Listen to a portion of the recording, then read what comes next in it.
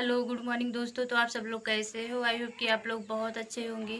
आपकी पढ़ाई बहुत अच्छे से चल रही होगी। और आज मैं इस वीडियो में बात करने वाली हूँ कि मॉक टेस्ट देना क्यों ज़रूरी होता है। तो चलिए वीडियो को शुरू करते हैं।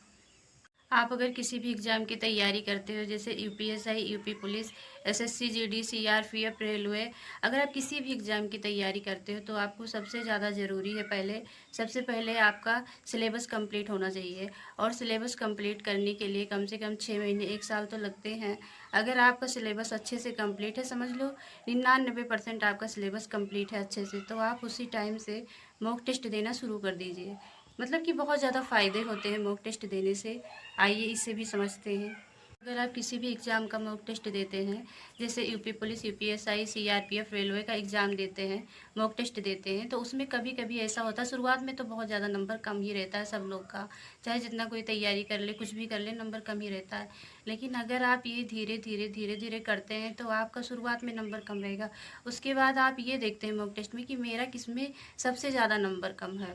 अगर आपका हिंदी में नंबर कम है तो आप सबसे ज़्यादा मेहनत हिंदी पे करेंगे। अगर आपका मैथ में नंबर कम है तो आप सबसे ज़्यादा मैथ पे काम करेंगे। आप ये देखेंगे उसमें ना कि मतलब मेरा किस में सबसे ज़्यादा नंबर कम होता है। जिस भी सब्जेक्ट में नंबर कम होता है तो उसी में हम सबसे ज़्यादा मेहनत भी करते हैं कि मेरा नंबर सही हो जाए। तो इसी की वजह से मॉक टेस्ट देना बहुत ज़्यादा ज़रूरी है। और एक फ़ायदे और भी हैं मॉक टेस्ट देने से, क्योंकि मॉक टेस्ट में हर टाइप के तो क्वेश्चन मिलते हैं आपको।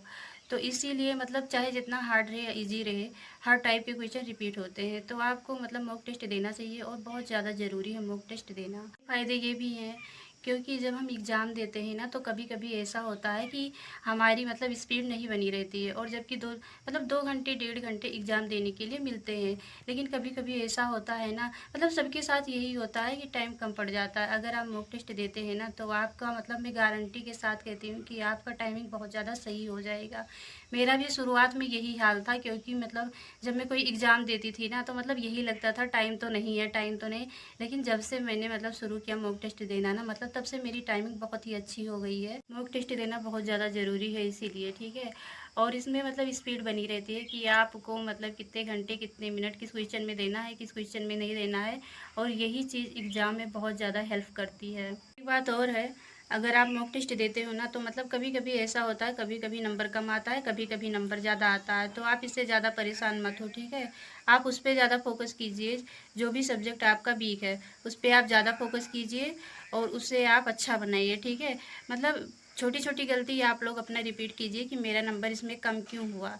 तो मतलब कि इसीलिए बहुत ज़्यादा ज़रूरी है मॉक टेस्ट देना, क्योंकि उसमें मतलब मेरी जो कमी रहती है ना, वो मतलब बहुत अच्छे से पता चलती है कि मतलब कौन सा सब्जेक्ट मेरा ज़्यादा वीक है, कौन सा सब्जेक्ट मेरा ज़्यादा अच्छा है।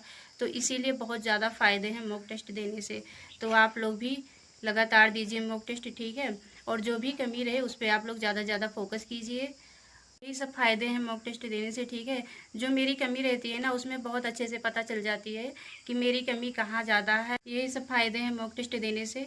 आप लोग अपनी छोटी छोटी गलती को सुधार कीजिए।